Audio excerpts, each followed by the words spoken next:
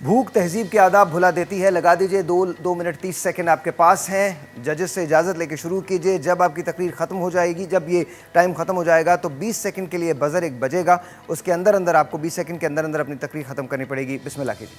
منصفین کی اجازت. جناب صدر, اس عظیم معاشرے نے بہت ترقی کر لی ہے کہ آج یہ چاند سے آگے کا سفر طے کر رہا ہے, لیکن جناب والا میں سوچتی ہوں کہ اتنی ترقی آخر کس کام کی کہ اسے صدیوں سے 2 وقت کی روٹی برابر بانٹنا نہیں آئی. علی وقار, ایک طرف لوگ جدید سہولیات سے مکہ و مدینہ خدا کی تلاش میں پھر رہے ہیں کہ دوسری طرف ایک بھوکا فخر روٹی کی مانند 2 وقت کی روٹی کی مانند دھر دھر کی ٹھوکریں کھا رہا ہے. صدر علی وقار, ایک طرف لوگ مساجد کو آسائشوں سے آراستہ کر رہے ہیں تو دوسری طرف ایک بھوکا اسی مسجد کے باہر فقط روٹی مانگنے کی غرض سے آتا ہے, کیونکہ علی وقار بھوکے کو خدا فقط روٹی میں نظر آتا ہے. تو مجھے یہ کہنا پڑتا ہے کہ بھوک تہذیب کے آداب بھلا دیتی ہے.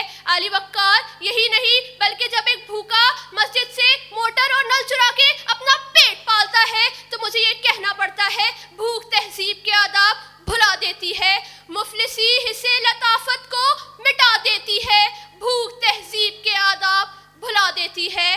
علی وقار, اپنی تہذیب اور اخلاقیات کی مثال دینے والے ممالک پہ جب کرونا کی آفتیں پڑی تو میں یہ دیکھتی ہوں کہ وہی مہذب لوگ اپنے ہی سپر اسٹورز پہ حملہ بول دیتے ہیں. تو علی وقار, مجھے یہ کہنا پڑتا ہے کہ بھوک تہذیب کے آداب بھلا دیتی ہے.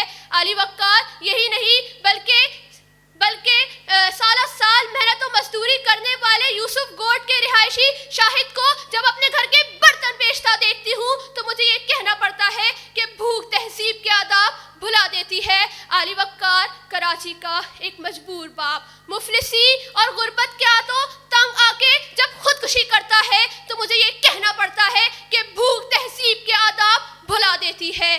علی وقار, ماہ رمضان المبارک کے بابرکت مہینے میں خدائے برحق نے روزہ رکھنے اور برائیوں سے بچنے کا حکم دیا, لیکن علی وقار, جب میں لوگوں کو اشیاء خوردونوش کا ذخیرہ کرتے دیکھتی ہوں, منافع خوری کرتا دیکھتی ہوں تو مجھے یہ کہنا پڑتا ہے بھوک تہذیب کے آداب بھلا دیتی ہے.